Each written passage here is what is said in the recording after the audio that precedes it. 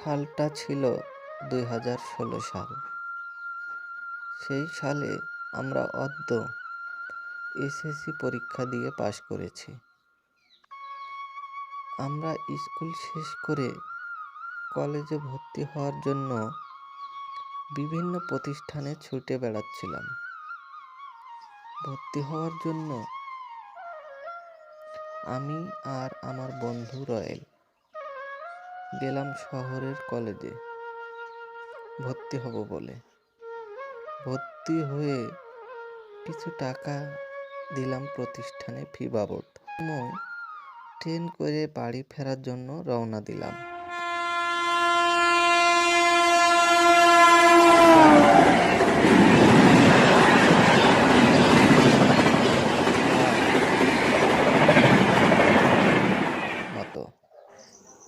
Platform থেকে আমাদের বাড়ি পৌঁছাতে প্রায় 27 মিনিট মতো সময় লাগে।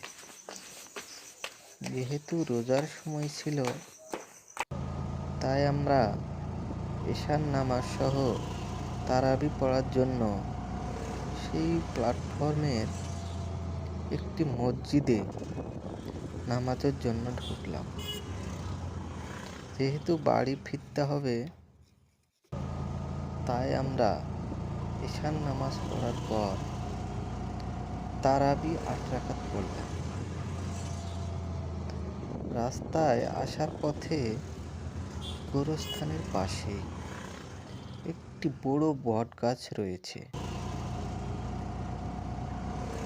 গ্রামের বয়স্ক মানুষগুলো বলতো সেখানে নাকি ভূতের প্রকোপ রয়েছে। প্রথমে আমরা তা বিশ্বাস করিনি, কিন্তু বটতলায় আসার সাথে সাথে একটি বড় ভূত কালো ছায়ার আকার ধারণ করে আমাদের অটো গাড়ি পিছন থেকে টেনে থামিয়ে দিয়েছে। ভূতটি বলতে লাগলো,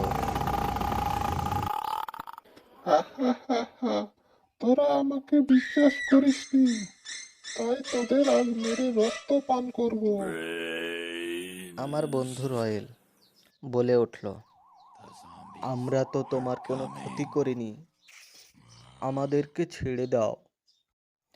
আমি বললাম, হ্যাঁ, আমরা তো তোমার কোনো ক্ষতি করিনি, তুমি আমাদেরকে কেন মারতে চাইছো? আমাদেরকে ছেড়ে দাও। আমার বন্ধু রয়েল বলল, বলুন কি সত্যে আমাদেরকে ছাড়বেন? আমরা আপনার সব সত্য মানতে রাজি আছি। ভূতটি বলে উঠল, তোরা দুজন আগামীকাল আমার জন্য 5 কেজি মিষ্টি এবং 100 পিস কলা নিয়ে এসে এই বট গাছের নিচে রাখবি, তাহলেই তোদের ক্ষমা হবে।